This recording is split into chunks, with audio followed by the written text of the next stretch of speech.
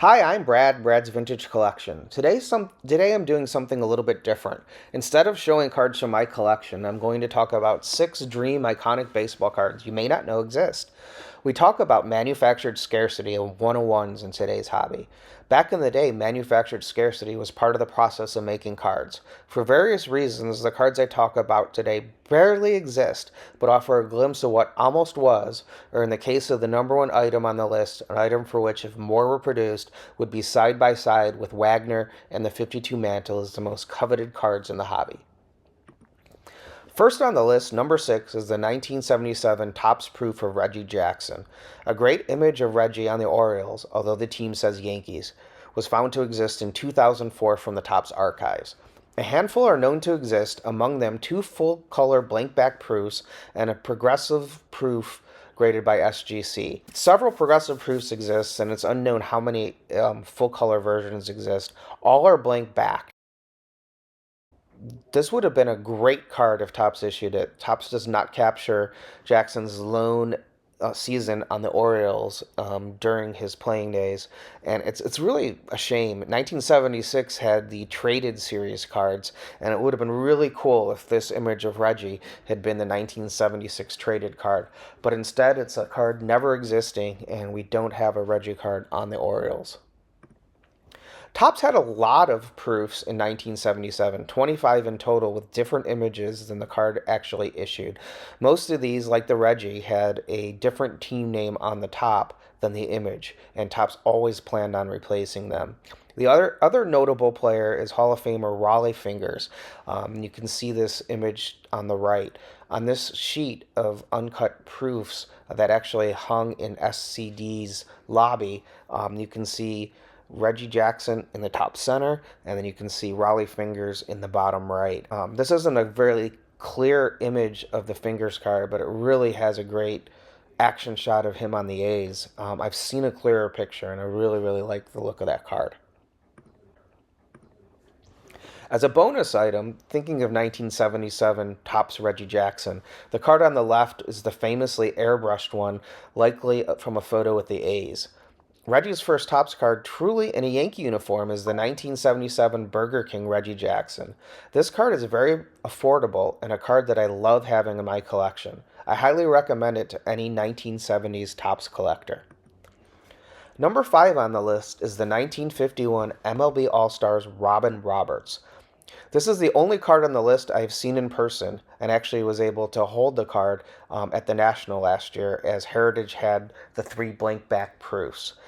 The big 3 in 1951 are Ed Stanky. He has a population of 3 with a back and 1 blank back proof. Robin Roberts, population 2 plus 1 blank back proof. And Jim Constantine, population 3 plus 1 blank back proof. All from the 1951 Major League All-Stars set. This set is already a scarce set, believed but not confirmed to be issued with the extremely scarce 1951 blueback panel sets. 1 card per set is believed to be housed in the sets, much like the Connie Mack All-Stars were housed in the complete sets of redbacks. Topps was believed not to have the rights to produce the big 3 players, so these cards were actually pulled. As the lone Hall of Famer, Roberts is the most sought after. The last Roberts with a back was the above card and went for $66,000 in a Heritage auction in 2024. The blank back proof sold in Heritage in 2025 for $33,000. Here we see the big 3, Eddie Stanky, Jim Constantine, and Robin Roberts. These were taped into a book by famed early collector and dealer Woody Gelman, so they would not come apart, as these cards are susceptible to do. These cards were removed from the book and later graded by PSA. However, this is a different copy than the tape-damaged one previously shown. Number 4, we have the 1968 Topps Proof of Bob Gibson. Not a reverse negative, but a trick played by Gibson to pretend he was a lefty. Topps noticed the gaffe and pulled this card, replacing it with the card we all know. At least 2.5 blank back proofs are known to exist. The first surfaced in a 1989 auction from Guernsey's and went for $1,500, advertised as a proof sheet damaged because the Maze card has been cut out. This was a really late addition to the auction, so it wasn't in the auction catalog, and I couldn't find a picture of the sheet, and really none are known to exist. The second and half of Gibson are part of another sheet that was surfaced of 68 Topps proof, and it was actually two proof sheets taped together. And that proof sheet has one full image of Gibson, which is what this picture was taken from, and also a half card of Gibson where the card is not full.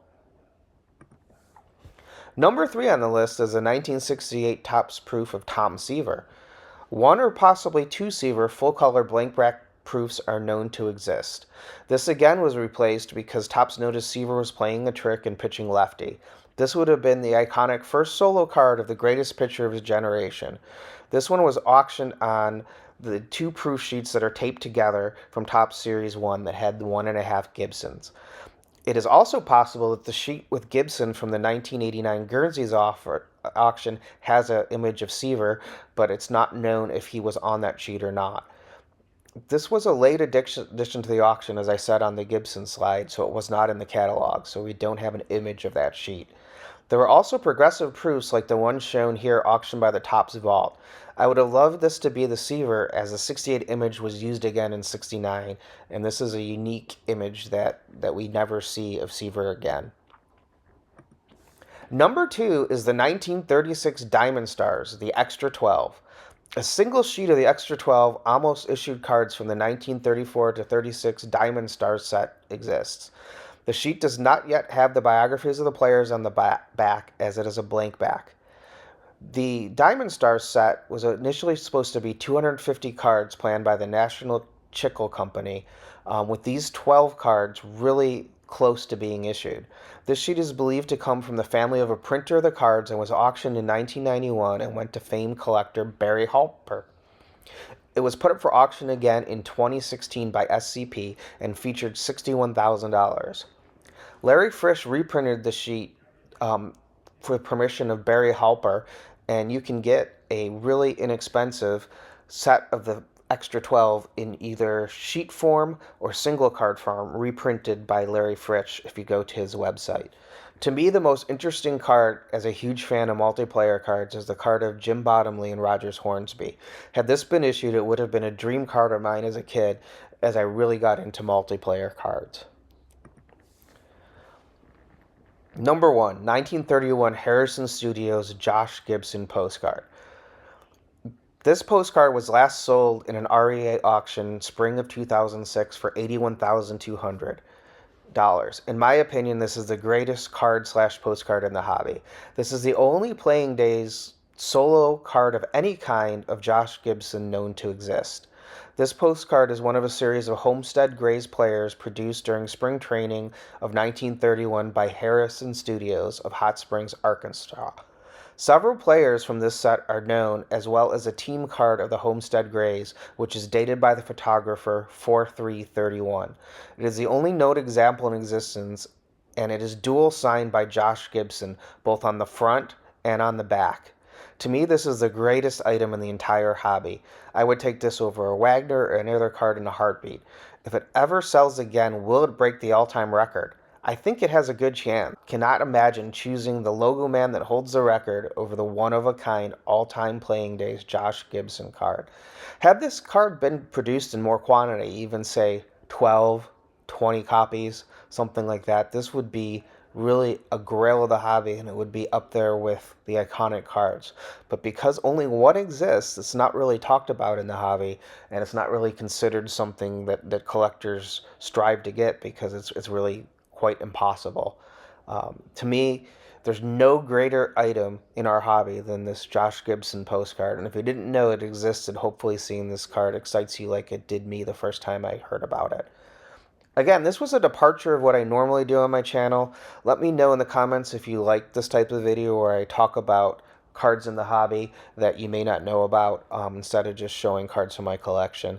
I really enjoyed putting this together. I hope you enjoyed watching this. If you enjoyed this video or my other videos, please consider subscribing to the channel. And remember, if you're not excited to add to your collection, you bought the wrong card. Thanks so much for watching. I really appreciate it.